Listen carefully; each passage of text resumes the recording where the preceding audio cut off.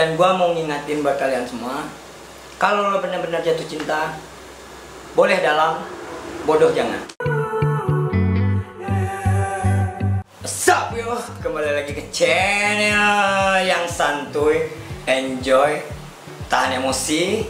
Kita butuh subscribe bro, karena subscribe itu gratis. Kita butuh 3 detik set jadi bro. Oke, yang konten kali ini kita akan membahas ini yang ramai diperbincangan. Ramai diperbincangan.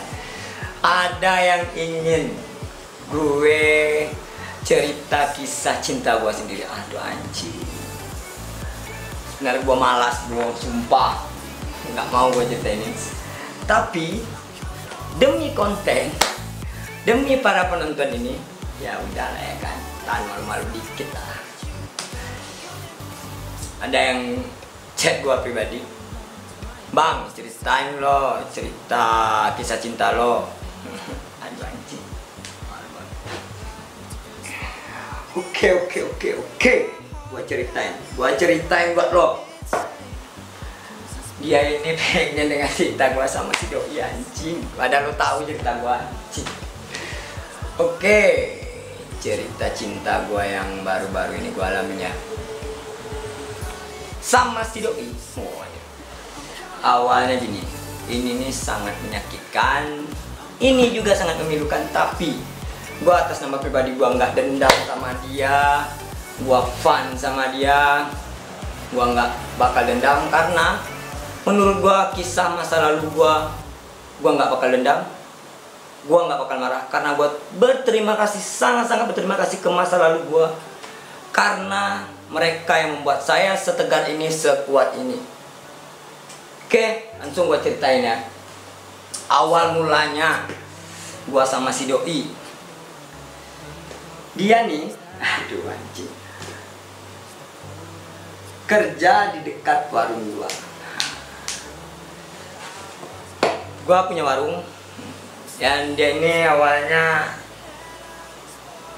gua belanja. Dia sering belanja ke toko, dan kebetulan hari itu gua ada di toko pagi. Gua lihat dia jalan. Awalnya gua manggil dia apa?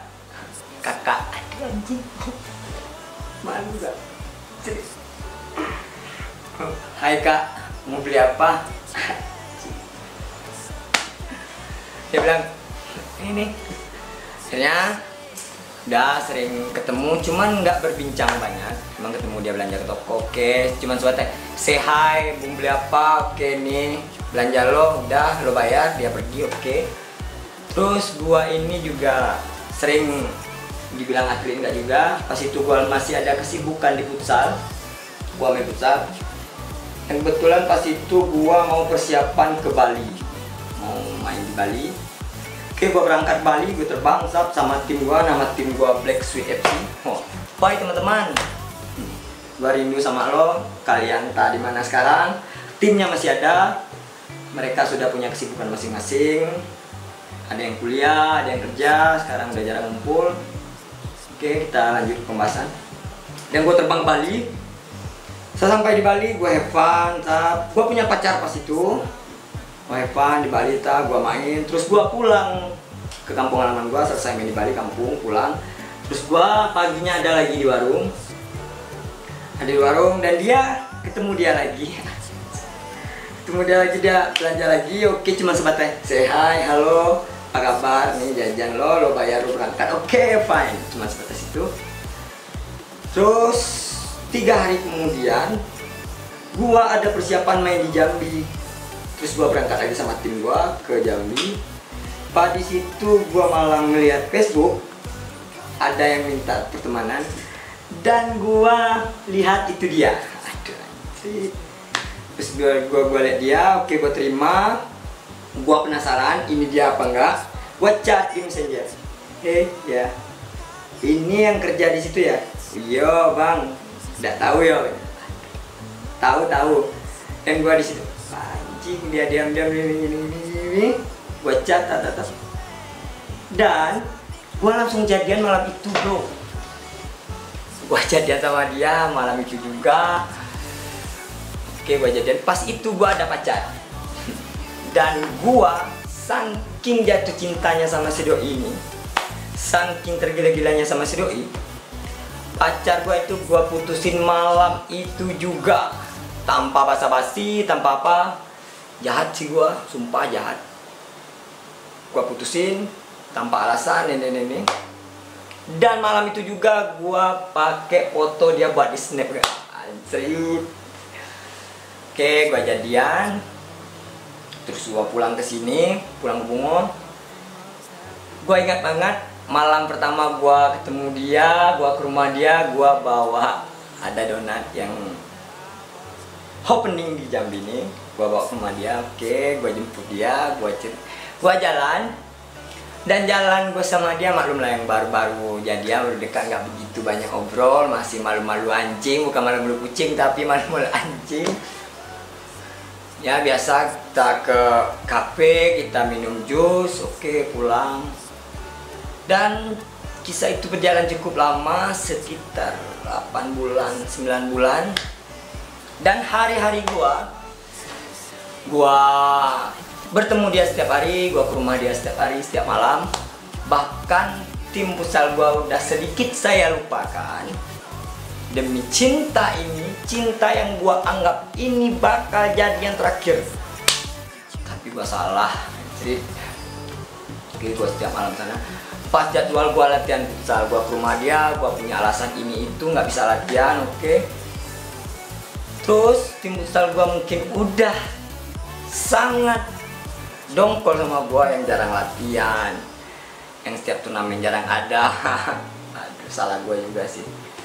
Dan di situ tim futsal gua mulai udah, Bi, kalau lo fokus mau tempat yang lain sudah, nggak usah lagi di tim ini. Dan gua cari-cari alasan seakan-akan gua nggak salah. Ada anjing. Seakan-akan tim gua yang salah. Oke, gua keluar di grup dengan alasan itu ini. Dan keluar dari grup futsal. Dan gua fokus sama dia ini. Tiap hari gue lalui gitu aja. Dan gue terlalu dalam sama dia ini. Dalam banget gue. Dan gue ada sedihnya kita ini, ada senangnya sih anjing. Dalam banget gue sama ini, dalam banget. Gue relain habis waktu, gue nggak menentu tuh. Dan kebetulan gue belum kerja pas itu. Tapi keluarganya Hepan nerima gue yang belum kerja. Gue apa adanya. Dan cerita gue di masa lalu dia sudah tahu. Dia mau terima itu awalnya. Oke, berjalannya berapa bulan gitu. Kita langsung aja ke intinya. Awal-awal gue mau pisah sama dia ini. Oke, gue pindah ke sini. Gue rumah di sini, nggak rumah yang lama. Terus gua cari kerja, gua ketemu kerja, dan yang menulis lamaran kerja gua dia anjing. Ngapain gua anjing? Ini buat lo yang cerita ini, paksain ceritain. Terus dia tulis lamaran gua diterima kerja, gua kerja beberapa bulan. Dan gua memantapkan hati gua udah kerja, memantapkan hati, ingin hidup bersama dia, ingin ini jadi cinta terakhir. Oke, gua punya planning sana, gua bicarain sama dia, dan disitulah mulai awal momok ini, perpisahan ini terjadi. Oke, awalnya dia oke saja, oh udah siapnya, udah siap. Nih banyak cerita. Oke, udah siap. Dan hari demi hari gue melihat perubahan yang terjadi. Mungkin karena dia nggak mau nikah sama gue, mungkin dia merasa oh belum dulu, oke gue terima. Dan dia menunda-nunda. Pada akhirnya dia mulai berubah total. Dia nggak pakai handphone lagi. Dia ingin menghilang kontak dari gue. Tapi dia masih pakai HP yang kecil yang bisa ditelepon. Oke. Dan gue melihat perubahan itu pas gue bangun tidur pagi mau berangkat kerja. Biasanya dia nelpon bangunin gue, ini nggak ada. Di situ gue mulai merasa ada apa. Oke, akhir-akhirnya dia menghilang total.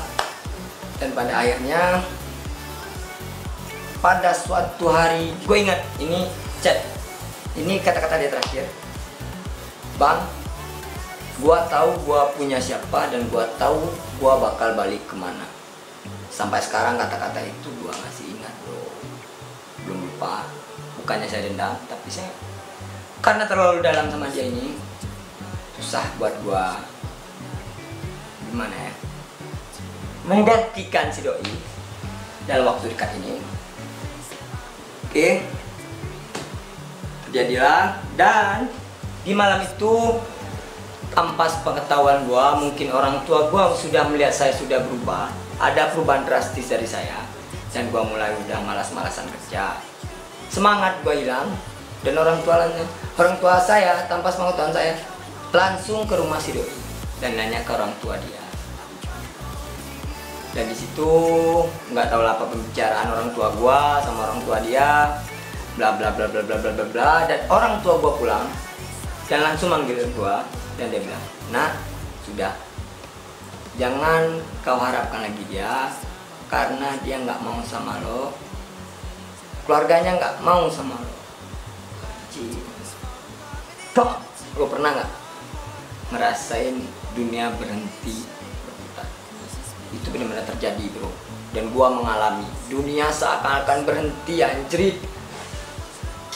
Boom, pikiran gua nggak tahu kemana, ada apa, cuman yang gua ingat pasti Allah, kalau memang ini bukan jodoh, oke. Yang gua ingat cuman gua harus dengar kata orang tua gua.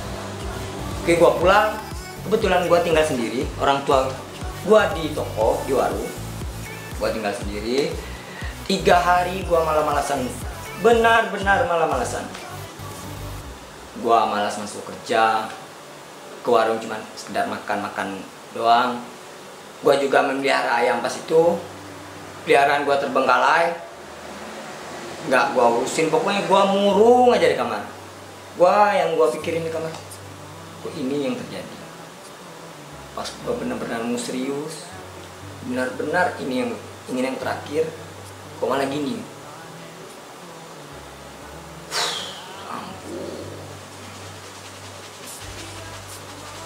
Tapi ini harus gue ceritain bro, demi lo, demi konten.